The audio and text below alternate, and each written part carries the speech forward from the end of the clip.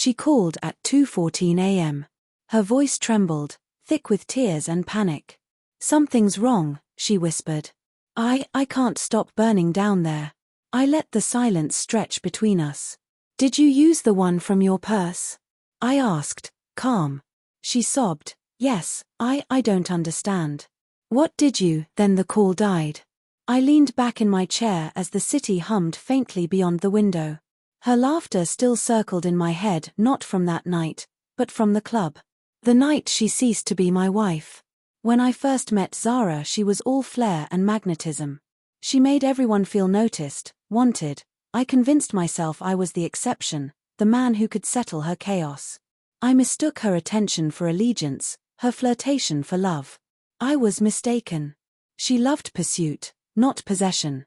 Still, I built a life around her, a home, plans, a future.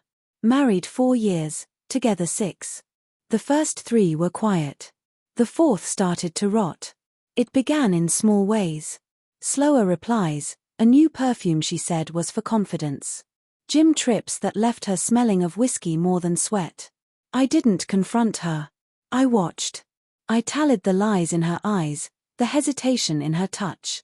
Then one night I suggested something she couldn't refuse, a night out, a club.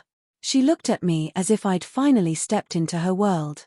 Seriously, she laughed. "You hate clubs." "I'm trying," I said. She kissed me for that. I nearly believed it. The music was too loud, frantic. Bodies moved like animals, lost and hungry. She pulled me onto the floor, her eyes bright, fingers curled through mine. For a moment I almost thought we could begin again. Then he showed up, tall, smirking, the sort of man who read a wedding ring as permission. He touched her arm casually. She didn't pull away. She laughed. Then she danced with him, closer. When I turned to get a drink, she kissed him. I didn't make a scene. I finished my whiskey, left a tip, and walked out. Let her have the moment. Let her trail him home. Let my silence pass for weakness. She stumbled in the next morning, smelling of another man's cologne and a guilty edge. I was already awake. She froze at the doorway. I didn't speak. I only looked at her long enough for her to feel the accusation, the knowing. She mumbled something about just dancing, but her voice broke halfway. I didn't correct her, there was no need.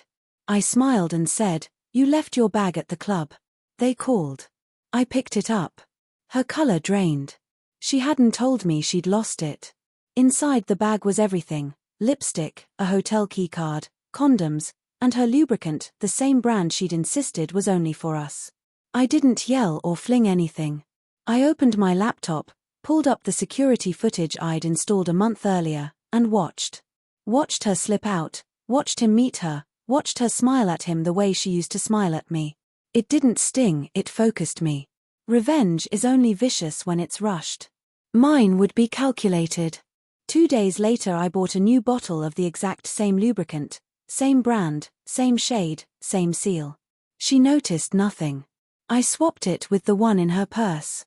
Not poison, not permanent harm, I wouldn't sink that low. Just a blend I mixed for myself, a harmless but potent irritant, the kind taught in forensic training. It wouldn't maim, only burn enough that she wouldn't forget. I left the original sealed in our cabinet as evidence, in case she ever accused me.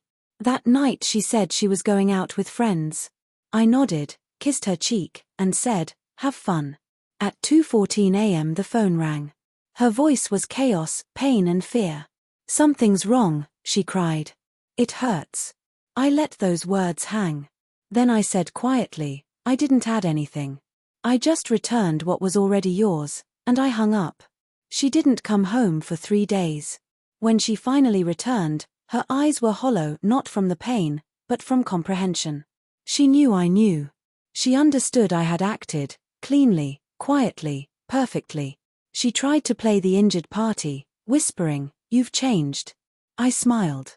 "No," I said. "I just stopped forgiving." Within a week I filed for divorce. The evidence was airtight: messages, location data, hotel receipts.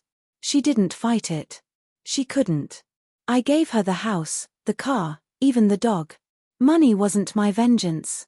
Silence was the hush that follows a name once it's been ruined. Months went by. People spoke. Her friends ceased calling. Her lover disappeared when her condition became gossip. The doctor labeled it a mild allergic reaction. A coincidence, they said. I never denied it. I never confirmed it either. I simply lived lighter, sharper, free. Sometimes when I pass a mirror, I almost see pity in my reflection. Almost. Then I remember the call, the instant she realized, burning with recognition, that I was no longer her fool. That was the night she learned what love looks like after it dies, measured, precise, and unforgiving. What did you add to my lubricant? Nothing she hadn't already mixed herself, a little deceit, a little lust, and the bitter aftertaste of her own betrayal.